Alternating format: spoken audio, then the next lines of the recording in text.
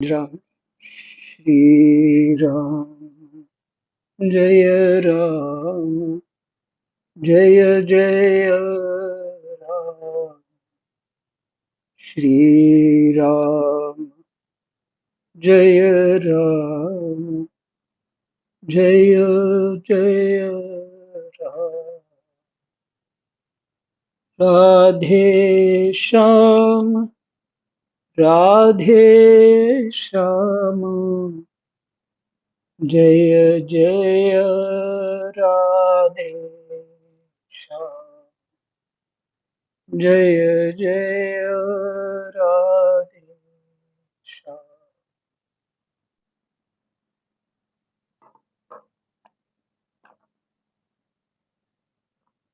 श्री गणेशाय नमः।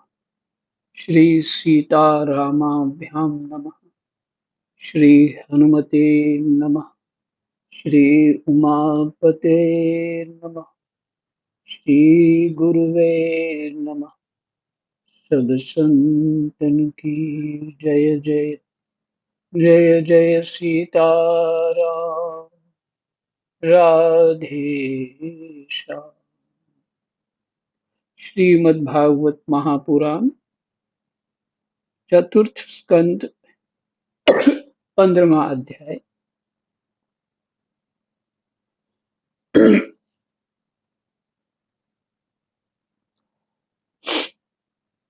विदुर जी को सुना रहे हैं मैत्रेय जी कि उसके जांग से जो मंथन किया तो एक निषाद प्रकट हुआ। तो अब 15वें अध्याय में बताएंगे कि पृथु महाराज जी का आविर्भाव कैसे हुआ और बेन के शरीर से ही हुआ। थोड़ा विचार करें, बेन तो दुष्ट प्रकृति का था और उसी के शरीर से भगवान प्रकट हो। विवेक, चिंतन के लिए विवेक भी चाहिए और साथ में शास्त्रों का अध्ययन भी चाहिए, चित्त शांति भी चाहिए। तो ऐसी बात स्वतः प्रकट हृदय में हो जाती। गुण दोष प्रकृति के है ना? प्रकृति के है। और जो प्रकट किया वो तो उनकी दाई बाजू से प्रकट किया, ऋषियों ने प्रकट किया। और इसलिए कि इसके अंश से राज्य का अधिकार बनता है। इसलिए भगवान तो कहीं से भी प्रकट हो सकते हैं। और साथ में बात यह है, गुण दोष बुद्धि की अ, अशुद्ध दशा में बैठे रहते हैं। मन, बुद्धि, चित्त और अहंकार जिसे अहंकार शुद्धि में आता है कि मैं ईश्वर का अंश हूँ। भक्ति के सिद्धांत से मैं ईश्वर का अंश हूँ। ज्ञान तत्व की दृष्टि से तो सब एक ही है, परमात्मा और जीव में भेद नहीं। लेकिन यहाँ विचार ये क्या है, अहम अशुद्धि है। मैं राजा हूँ और आठों वसुओं का मेरे अंदर, आठ लोकपालों का मेरे अंदर आविर्भाव है। देवता भी मेरी बात मानते हैं। वो ऋषियों को कहता है, मूर्खो, तुम तो मेरी सेवा करनी चाहिए। तुम उल्टा स्त्रियों की तरह यार पुरुष की सेवा कर रहे हो, वो ईश्वर की जो जिसकी भी उपासना करते हो, यार पुरुष की सेवा कर, मेरी उपासना करनी। तो ये सब बात इसलिए बता रहा हूं कि ये बुद्धि मन के दोष है। अशुद्धि अशुद्धि के दोष है। ये जो योग विशिष्ट में आप सुन रहे हैं, इस सुख की सुख की स्थितियों को, जब महल में राम जी की सेवा के लिए बहुत सारे वस्तुएं, सुख की स्थितियां उनके सामने प्रकट करते हैं, तो उनका चित्त खिन्न हो जाता है। क्यों खिन्न हो जाता है जी? सुख तो ही हमें फंसाता है, दुख हमें फंसाता नहीं है जगत में, जन्म मरण में। सुख फंसाता है। सुख ही इंद्रियों का, विषयों का भोग करता है और चित्त विषयों में लग जाता है, तो फिर जन्म लेना पड़ेगा ना। इसलिए ऋषि लोग जो क्या करते हैं, मैं कई बार इस बात को बोल चुका हूँ, ऋषि लोग क्या करते हैं कि वो विषयों का सुख नहीं लेते हैं, वो मात्र तप करते हैं, केवल साधना करते हैं। तप का अर्थ यही है, जो कर्तव्य कर्म जीव का है वो उसी में लगे रहे और अपने मन की वृत्तियों को, वृत्तियों में, बुद्धि की वृत्तियों में ना खो जाए। तो ऋषि लोग देखिए, ये वो राजाओं को राजा बना देते हैं, और राजाओं को जितना वैभव चाहिए वो दे देते हैं अपने आशीर्वाद से। सबके समक्ष ये है कि दृष्टांत, विश्वामित्र ने एक मंत्र के संकल्प से नया स्वर्ग रच दिया आकाश में। तो विश्वामित्र भी वो अपने लिए नया राज्य क्यों नहीं खड़ा कर सकते थे, स्वर्ग रच सकते हैं। क्यों? कारण है कि विषय ही हमको बार बार जन्म मृत्यु देने वाले, और हम सुखों को ही चाहना करते हैं। हमें बात समझ नहीं आती। हम परमात्मा से मिलते हैं तो कहते हैं सुख शांति दो, जबकि जीव स्वयं सच्चित आनंद स्वरूप है, और उससे पता नहीं कौन सी सुख शांति। सुख शांति यही, जैसे मेरा मन भी ठीक रहे, कोई परेशानी ना आए, आराम से मैं सुख भोग में लगा रहा हूँ, कोई टाइम डिस्टर्बेंस ना हो जाए कहीं। जो मेरी कामनाएं वैसी ही रहे और डिस्टर्बेंस ना हो जाए, यही है अशांति। डिस्टर्बेंस हो गई तो इसलिए वहां शांति चाहिए। तो ये गुण दोष से राम जी गुण दोष को, विषयों को समझ चुके हैं, इसलिए राम जी जो है वो खिन्न रहते हैं विषयों से। ये बहुत अच्छी वस्तु है, आप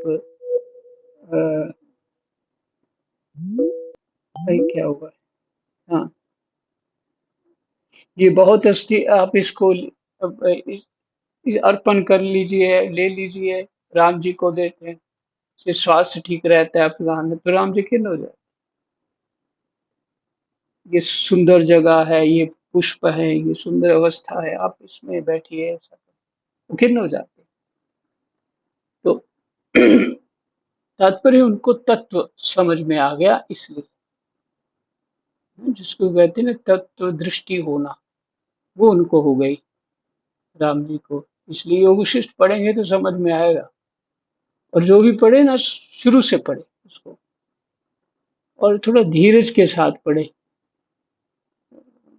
सिलेबस पूरा करने वाली बात ना करें। तो यहाँ ये बात ये चल रही है कि पृथु के बुझा से ये भगवान कैसे प्रकट हुए। अब एक बड़ी सुंदर कथा है, लंबी नहीं बताऊंगा आपको इस विषय में, लेकिन बहुत शॉर्ट करके बताता हूँ, 2-3 सेंटेंस में ही समझ आ जाएगा। नामदेव जी एक बार कीर्तन करने के लिए दूसरे गांव में गए,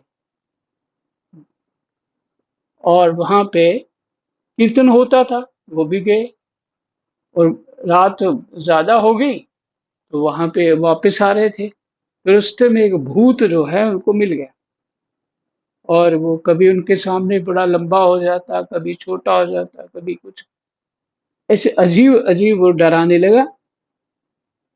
तो नामदेव जी की दृष्टि कि इस जगत में परमात्मा के अतिरिक्त तो कोई है ही नहीं। तो उन्होंने कहा, आ गए मेरे लंबक नाथ। और एक कविता इस पे ही लिखती, और भूत को भगवान ही मान करके उन्होंने प्रार्थना करी। तो उस भूत से भगवान प्रकट हुए, भूत से भगवान प्रकट हो गए। और आज की बात है, एक महात्मा से मैं मिलने गया, तो बहुत वृद्ध थे वो। जो बातें कह रहे थे वो मुझे समझ में आ रही थी बातें, वो किस तरह, लेकिन दूसरे कह रहे महात्मा जी इसी तरह अटपट कुछ ना कुछ बोलते रहते। मैंने कहा नया तो कुछ नहीं बोल रहे हैं, पर वो सेंटेंस को ठीक से जोड़ नहीं पा रहे हैं। बता यही रहे हैं कि मन में जो मन को शक्ति देने वाला कौन है? हाँ? तुम्हारी बुद्धि को शक्ति देने वाला कौन है? तुम्हारे चित्त की वृत्तियों को एक्टिवेट करने वाला कौन है? तुम्हारे अहम में जो स्थिति है वो कौन है? वो अहम स्थिति बनाने वाला कौन है? उसी की तो शक्ति से ही सब कुछ मन बुद्धि चित्त अहंकार है। तो ये उनका ये कहना था कि ये बहुत वृद्ध थे, लेकिन कोई शब्द बोल पाते, कोई नहीं पाते, नहीं बोल पा रहे थे। तो भजन जीव अपने बल से नहीं कर सकता, जो कराते हैं भगवान ही कराते हैं। ऐसी अवस्था के वो संत थे। भजन अपने बल से नहीं कर सकता, पर भगवान से प्रार्थना तो कर सकते हैं ना, प्रभु मैं दुखी हूं, इस संसार के इस भावनी स्थिति से मैं परेशान हूं, मुझे आप इससे पार करिए, मुझे इससे बाहर निकालिए, मुझे भजन साधन दीजिए, अपनी स्मृति दीजिए। ये तो कर सकते हैं ना, ये कह सकते हैं जो चाहिए। तो परमात्मा मन कहने वाले भी वही हैं, सुनने वाले भी वही हैं।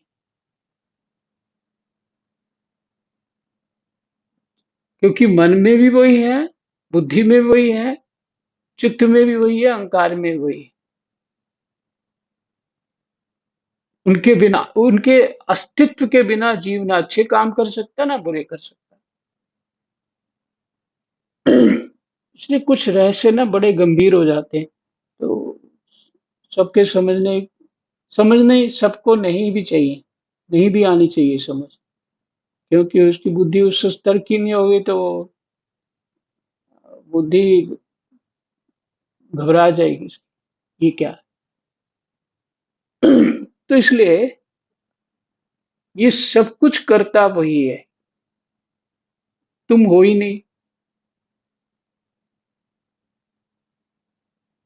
तो और जो बेन के शरीर में कोई दूसरा तो है नहीं, उसके बाहर भीतर कौन है? वही तत्व है।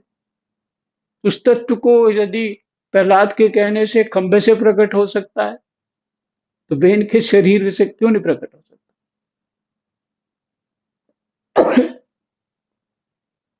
इसलिए कथा वार्ता तो लगता है ज्यादा ही लंबी होगी हमारी दृष्टांत। तो महाराज पृथु, 15वां अध्याय, महाराज पृथु का आविर्भाव और राज्यभिषेक। श्री मैत्रेय जी कहते हैं, विदुर जी इसके बाद ब्राह्मणों ने पुत्रहीन राजा वेन की भुजाओं का मंथन किया। तब उनसे एक स्त्री और पुरुष का जोड़ा प्रकट हुआ। ब्रह्मवादी ऋषि उस जोड़े को उत्पन्न हुआ देख और उसे भगवान का अंश जान बहुत प्रसन्न हुए और बोले। बाएं शरीर तो स्त्री का ही है, भाग है ना, और दायां पुरुष का, उसी से स्त्री पुरुष का जोड़ा प्रकट हो गया। इसका अर्थ ये है कि क्या हमारे शरीर मन बुद्धि चित्त में भगवान नहीं है क्या? है, पर वो समझना कैसे है? उधर अपने विचार दौड़ाओगे तभी पता लगेगा ना। अगर उसकी चाह है तो फिर उधर चिंतन होना चाहिए। अगर चाह ही नहीं है तो फिर ठीक है, जिसकी चाह है उसी का चिंतन करो।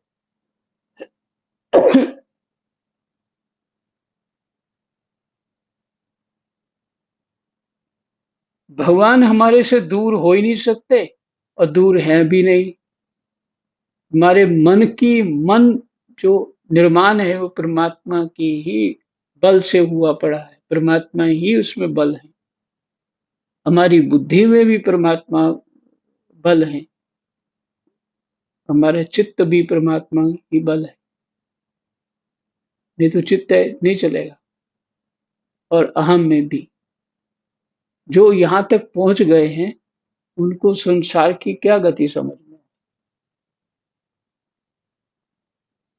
तो मौन हो जाते हैं, चुप हो जाते हैं, किसी को कुछ नहीं बोलते।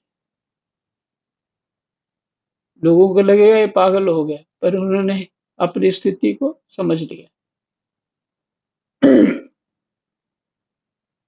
तो ऋषियों ने कहा ये पुरुष भगवान विष्णु की विश्व पालनी कला से प्रकट हुआ है और यह स्त्री उन परम पुरुष की अनपायनी कभी अलग न होने वाली शक्ति लक्ष्मी का अवतार है।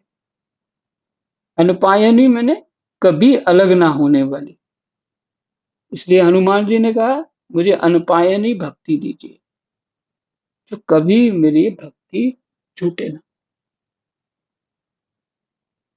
इनमें से जो पुरुष है वह अपने सुजश का प्रथम अर्थात विस्तार करने के कारण परम यशस्वी पृथु नामक सम्राट होगा। राजाओं में यही सबसे बड़ा पहला होगा। ये सुंदर दांतों वाली एवं गुण और आभूषणों को भी विभूषित करने वाली सुंदरी इन पृथु को ही अपना पति बनाएगी। इसका नाम अर्ची होगा। पृथु के रूप में साक्षात श्री हरि के अंश ने ही संसार की रक्षा के लिए अवतार लिया है और अर्ची के रूप में निरंतर भगवान की सेवा में रहने वाली उनकी नित्य सहचरी श्री लक्ष्मी जी ही प्रकट हुई।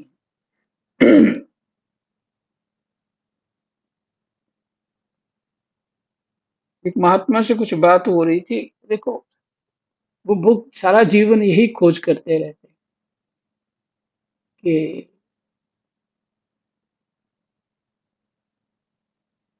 भगवान जी की अपने ठाकुर जी की सेवा कर रहे थे। तो क्या क्या बता रहे थे, ठाकुर जी तो पर भगवान है ही और लक्ष्मी कौन है, उनका काम है सेवा करना। तो इस समय जो क्रिया रूप में सेवा कर रहा हूं ये लक्ष्मी है, मैं ही लक्ष्मी।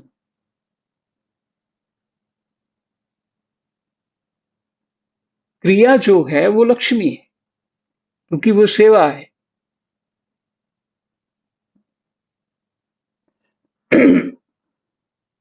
सीताराम। तो कह रहे हैं पृथु के रूप में साक्षात श्री हरि के अंश ने संसार की रक्षा के लिए अवतार लिया है और अर्ची के रूप में निरंतर भगवान की सेवा में रहने वाली उनकी नित्य सहचरी श्री लक्ष्मी जी ही प्रकट हुई। श्री मैत्री जी कहते हैं विदुर जी, उस समय ब्राह्मण लोग पृथु की स्तुति करने लगे, श्रेष्ठ गंधर्वों ने गुणगान किया, सिद्धों ने पुष्पों की वर्षा की, अप्सराएं नाचने लगीं, आकाश में शंख तुरही मृदंग और दुंदुभि आदि बाजे बजने लगे। समस्त देवता ऋषि और पितर अपने अपने लोकों से वहां आए। जगत गुरु ब्रह्मा जी देवता और देवेश्वर के साथ पधारे। उन्होंने वेन कुमार पृथु के दाहिने हाथ में भगवान विष्णु की हस्त रेखाएं और चरणों में कमल का चिन्ह देखकर उन्हें श्रीहरि का ही अंश समझा, क्योंकि जिसके हाथ में दूसरी रेखाओं से बिना कटा हुआ चक्र चिन्ह होता है वह भगवान का ही अंश होता है। जिसके हाथ में दूसरी रेखाओं से बिना कटा हुआ शंख बिना कटा हुआ चक्र का चिन्ह होता है, वह भगवान का अंश ही होता है। वेदवादी ब्राह्मणों ने महाराज पृथु के अभिषेक का आयोजन किया। सब लोग उसकी सामग्री जुटाने में लग गए। उस समय नदी, समुद्र, पर्वत, सर्प, गौ, पक्षी, मृग, स्वर्ग, पृथ्वी तथा अन्य सब प्राणियों ने भी उन्हें तरह-तरह के उपहार भेंट किए। सुंदर वस्त्र और आभूषणों से अलंकृत महाराज पृथु का विधिवत राज्याभिषेक हुआ। उस समय अनेकों अलंकारों से सजी हुई महारानी अर्ची के साथ वे दूसरे अग्निदेव के सदृश जान पड़ते थे। वीर विदुर जी, उन्हें कुबेर ने बड़ा ही सुंदर सोने का सिंहासन दिया तथा वरुण ने चंद्रमा के समान श्वेत और प्रकाशमय छत्र दिया, जिससे निरंतर जल की फुहियां झरती रहती थी। वायु ने दो चंवर, धर्म ने कीर्तिमयी माला, इंद्र ने मनोहर मुकुट, यम ने दमन करने वाला दंड, ब्रह्मा ने वेदमय कवच, सरस्वती ने सुंदर हार, विष्णु भगवान ने सुदर्शन चक्र, विष्णु प्रिया लक्ष्मी जी ने अविचल संपत्ति, रुद्र ने 10 चंद्राकार चिन्हों से युक्त कोश वाली तलवार, अंबिका जी ने 100 चंद्राकार चिन्हों वाली ढाल, चंद्रमा ने अमृतमय अश्व, त्वष्टा अर्थात विश्वकर्मा ने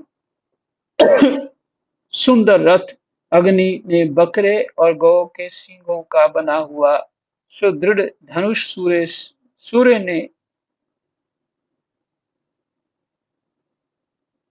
अग्नि ने बकरे और गौ के सींगों का बना हुआ सुदृढ़ धनुष, सूर्य ने तेजोमय बाण, पृथ्वी ने चरण स्पर्श मात्र से अभीष्ट स्थान पर पहुंचा देने वाली योगमयी पादुकाएं, आकाश के अभिमानी देव देवता ने नित्य नूतन पुष्पों की माला, आकाश बिहारी सिद्ध गंधर्वादि ने नाचने गाने बजाने और अंतर्धान हो जाने की शक्तियां, ऋषियों ने अमोघ आशीर्वाद, समुद्र ने अपने से उत्पन्न हुआ शंख तथा सातों समुद्र, पर्वत और नदियों ने उनके रथ के लिए बेरोक टोक मार्ग उपहार में दिए।